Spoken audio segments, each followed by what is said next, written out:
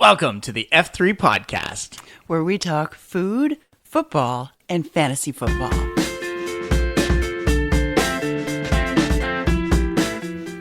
All right, welcome back to another episode of the F3 podcast. It is time for the holidays, and we are sitting here around the tree, going to do a little bit of a talk about what's happening in the NFL, a little bit about fantasy, and of course, my favorite food. I'm Chef Jonathan Frazier. And I am Erin Halishuk, or Erin Frazier. You're always making it hard with the double names. I'm sorry. I'm trying to clarify.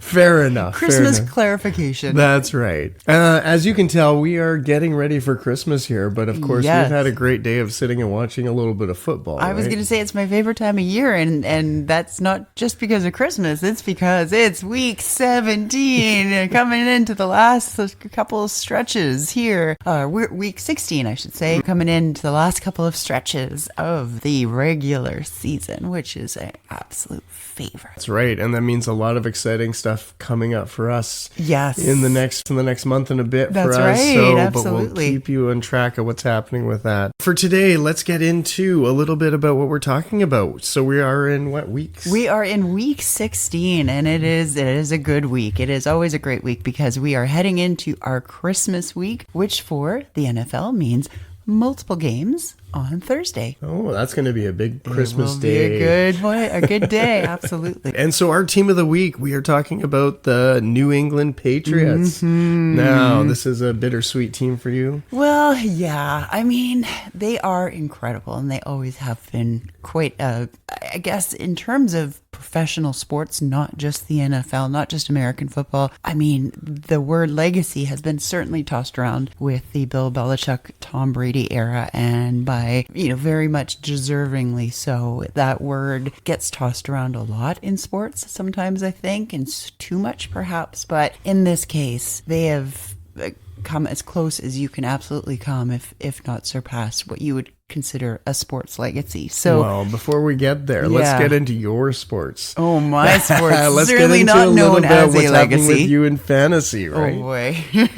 Yeah. Speaking of non-legacy teams, it's been a week. But I mean, we're still in it, so this is good. So we have every inch is counting right now. Literally every inch counts. Yes.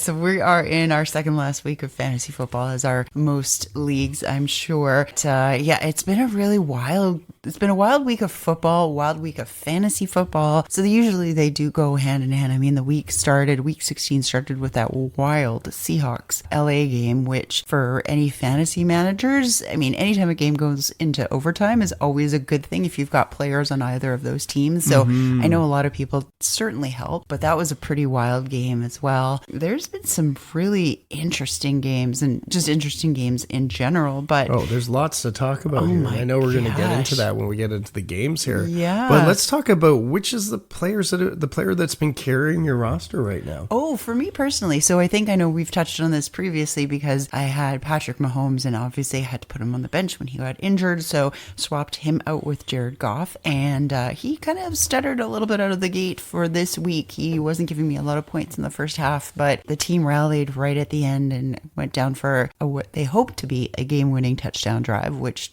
we can talk about later. Did not turn out to be that, but in terms of fantasy points, it was a really good thing. So really good Goff is, but the one consistent, I would say, on my team throughout the season has been Matthew Stafford. I mean, he's an incredible quarterback, just in terms of fantasy points alone, just has been killing it for me. So consistently week over week, Matthew Stafford has been a great choice. That's your choice. Yeah. So booms and busts in fantasy this week. Oh my goodness. Yeah. So overall, I would say if you're looking at some surprise booms, I've never actually thought these words would ever come out of my mouth, but Trevor Lawrence of the Jacksonville Jaguars. I mean, the Jaguars, that was just, again, it's kind of mind-blowing. I think, especially on the AFC, it's sort of been flipped on its head this year. Oh, completely. But it really has. So in terms of fantasy, I mean, if you have him, that's pretty incredible. Jackson Smith-Njigba, which we've spoken about for the Seahawks, if you have him as a receiver, man, you are getting some incredible fantasy points. So there's been some really interesting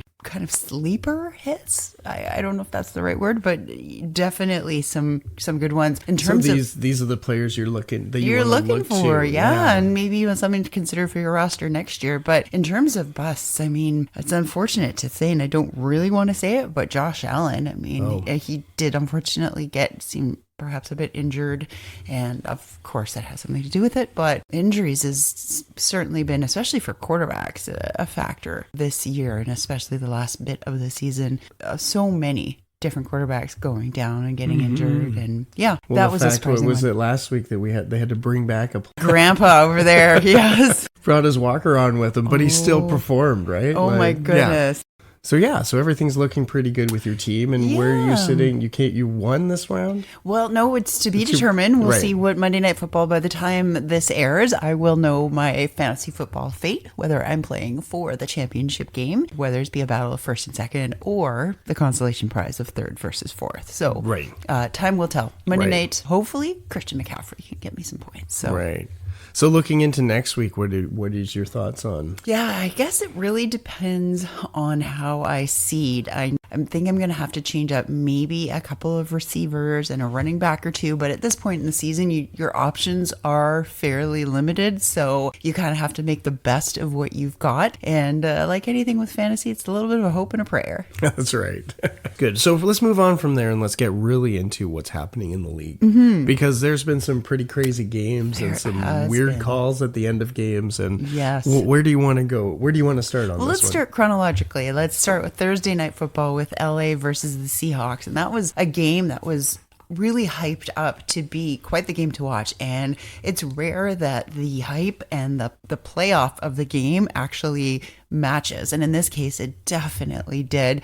LA was, as they should be, the favorites coming in, even though they were playing in Seattle, because they'd won the past two games against the Seahawks, who had similar records as LA. And it came down to, they went into overtime, and literally the walk-off 2-point conversion, which I think, if I remember correctly, is the only time ever in the NFL where a 2-point conversion in overtime has won the game. So I think this is the first one, but that was an incredible game with some wild calls back and forth, and the Seahawks just really rallied back in that fourth quarter. I couldn't believe how many points they were behind and how many points they actually ended up getting. So it was a really great way to start off week 16. Yeah, that was a great game.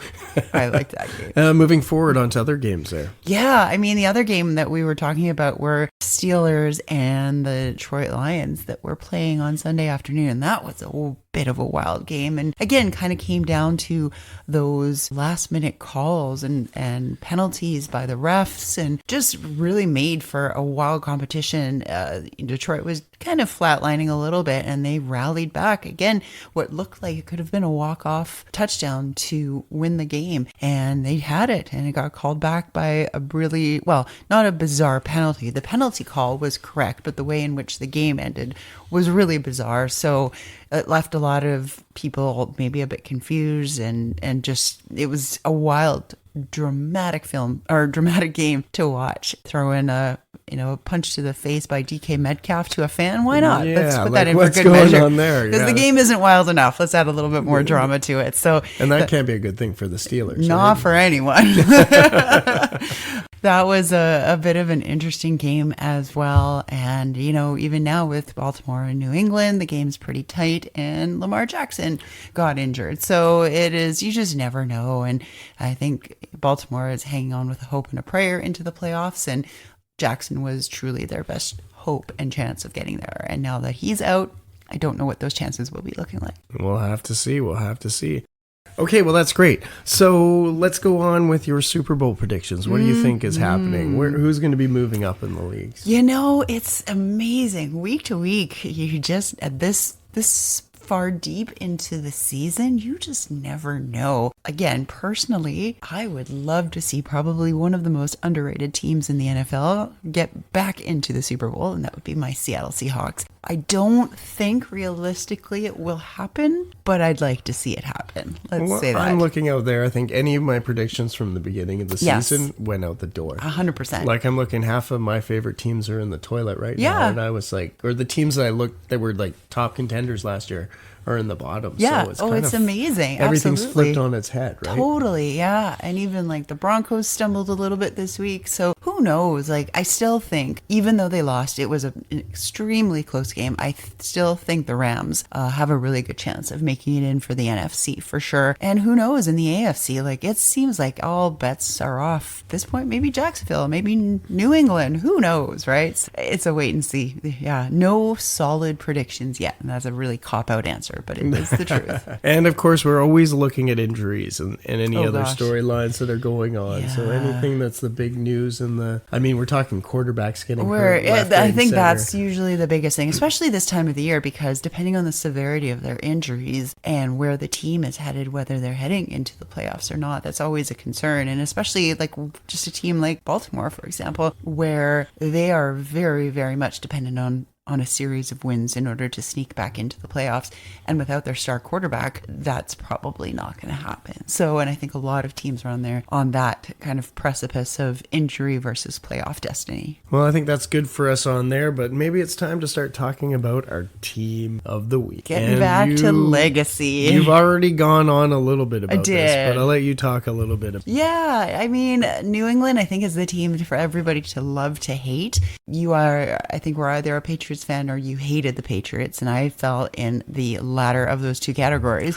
But I've had some really good friends who are in the former. I can't argue with why you would like the Patriots, because they, like I said, are the closest thing, if not the definition of what a legacy team is in professional sports. It's absolutely incredible to see what Belichick and Brady built. And I just love, I'm not the biggest Tom Brady fan. I absolutely admire his career, and I do think he is the GOAT. He 100% is. There's no denying that whatsoever. I also do like the fact that, he was picked in 2000. He was drafted in the 6th round, I think. And so people like him, people like Russell Wilson, who again was a very, very late draft pick. I just love the kind of underdog story, because it just goes to prove that you can have the best scouts in the world, you can have the best college recruiting in the world, you can get the overall draft pick for the next year's draft, and you still might not be able to have a great quarterback. So I think to find these like diamonds in the rough, and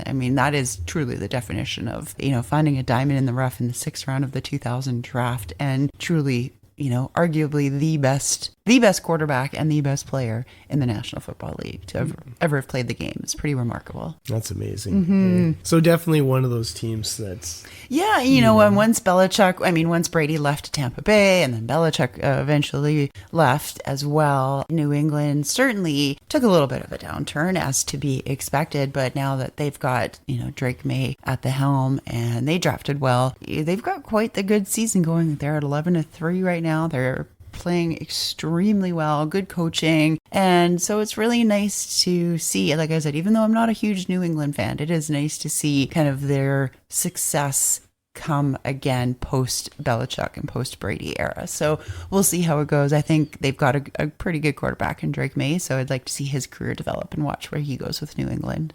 That sounds great. Mm-hmm. Well, let's go from the cold weather football. Yes. Let's start warming up with maybe some parking lot tailgating food. That sounds, I think you need that in New England. Well, you know what? I actually really enjoyed this, because I love this is like, we're on the coast. We're back to like seafood, and that's what I'm noticing. Like a lot of my favorite teams in the food are the ones on the coast, right? See, I'm hearing your coastal team is more up your alley. Yeah, I'm like, I don't know, with central teams, I'm not so. Yeah. I mean, there's some good food in there too. So you're like hard no on Chicago is what I'm hearing. Yeah, but anyways, so I got into this, and I was sort of looking at definitely some nice East Coast, some really good flavors. There's always the iconic New England clam chowder, right? Mm-hmm. And everybody knows that. Nice creamy chowder, lots of nice and thick, right? Like, just warm the you best up on to go. Those cold New England nights. Yeah, exactly. Whether you put it in just a bowl or in a bread bowl or anything, right? Or in a thermos, because you're tailgating. That's right. You have a winner for sure. And I also was looking at like a beautiful lobster roll, this rich coastal classic one, especially up in New England. Just a nice, beautiful dish, right?